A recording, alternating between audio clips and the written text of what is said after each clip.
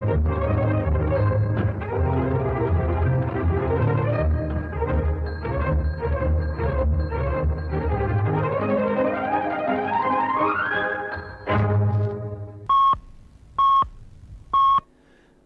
کے 10 بجے ہیں۔ السلام علیکم، یہ ریڈیو پاکستان ہے۔ شہریار احمد سے خبریں سنیے۔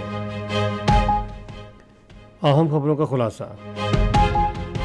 وزیر اعظم نے غیر ملکی سرمایہ کاروں کو ہر ممکن سہولت فراہم کرنے کا یقین دلایا ہے۔ وزیر صنعت نے کہا ہے کہ حکومت کاروبار اور سرمایہ کاری میں سہولت کے لیے ایک ہی چھت تلے سہولیات فراہم کر رہی ہے۔ پاکستان اور قازقستان نے مستحکم دو طرفہ تعلقات اور علاقائی اور بین الاقوامی امور پر تعاون کے فروغ میں اضافے کے لیے مشترکہ عزم پر زور دیا ہے۔ وفاقی دارالحکومت اسلام آباد، پنجاب اور سندھ سے خالی نشستوں پر آج 19 سینیٹرز منتخب ہوئے۔ اور اب ان خبروں کی تفصیل۔ وزیر اعظم شہباز شریف نے چیلنجز کو مواقعوں میں تبدیل کرنے کے لیے غیر ملکی سرمایہ کاری کا فروغ حکومت کی اولین ترجیح قرار دیا ہے۔ آج اسلام آباد میں غیر ملکی سرمایہ کاری سے متعلق اعلیٰ سطحی اجلاس کی صدارت کرتے ہوئے انہوں نے سرمایہ کاروں کو تمام ممکن سہولیات مہیا کرنے کی یقین دہانی کروائی اور سرمایہ کاری سے متعلق تحقیق اور بہتری کے لیے وفاقی وزارتوں میں خصوصی سیل کے قیام پر زور دیا۔ اجلاس میں خصوصی سرمایہ کاری سہولت کونسل کے تحت خلیجی ممالک سے ہونے والے مفاہمتی یادداشتوں اور معاہدوں کا جائزہ لیا گیا۔ وزیر اعظم نے متعلقہ حکام کو ہدایت کی کہ وہ سرمایہ کاروں کو راغب کرنے والے منصوبوں پر فیزیبلٹی رپورٹ بنائیں اور اس سلسلے میں بین الاقوامی شہرت کے حامل ماہرین کی خدمات دی جائیں۔ وزیر اعظم نے تمام وزراء کو ہدایت کی کہ تمام وزارتیں متعلقہ مفاہمتی یادداشتوں پر پیش رفت کے حوالے سے ان ممالک کے ساتھ اپنے روابط میں مزید بہتری لائیں۔ صنعتوں اور پیداوار کے وزیر رانا تنویر حسین نے ملک میں معاشی ترقی اور سرمایہ کاری کے فروغ کے لیے کاروباری طبقے کو سہولت دینے کے حکومتی عزم کا اظہار کیا ہے۔ وہ پاکستان انڈسٹریل اینڈ ٹریڈرز ایسوسی ایشن فرنٹ کے وفد سے گفتگو کر رہے تھے، جس نے اسلام آباد میں ان سے ملاقات کی۔ وفاقی وزیر نے کہا کہ حکومت خصوصی سرمایہ کاری سہولت کونسل کے پلیٹ فارم کے تحت کاروبار اور سرمایہ کاری کے لیے ایک ہی چھت تلے سہولتیں مہیا کر رہی ہے۔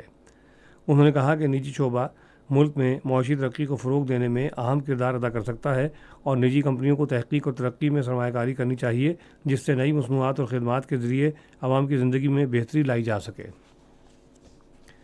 پاکستان اور قازقستان نے مستحکم دو طرفہ تعلقات اور علاقائی اور بین الاقوامی امور میں تعاون کے فروغ میں اضافے کے لیے مشترکہ عزم پر زور دیا ہے۔ اس عزم کا اظہار قازقستان کے سفیر یزیان کشفین اور وزیر دفاع خواجہ محمد آصف کے درمیان آج اسلام آباد میں ہونے والی ملاقات کے دوران کیا گیا۔ سفیر نے اس موقع پر گفتگو کرتے ہوئے شنگھائی تعاون تنظیم میں قازقستان کی سربراہی اور قازقستان میں آئندہ ہونے والی تقریبات پر روشنی ڈالی۔ خواجہ آصف نے پاکستان اور قازقستان کے درمیان فوجی تکنیک، دیگر حکمت عملیوں کے دائرہ کار سمیت مختلف شعبوں میں مزید تعاون بڑھانے کی اہمیت پر زور دیا۔ مسلم لیگ نون کے اسحاق ڈار اور پیپلز پارٹی کے رانا محمود الحسن وفاقی دارالحکومت اسلام آباد سے سینیٹرز منتخب ہو گئے ہیں۔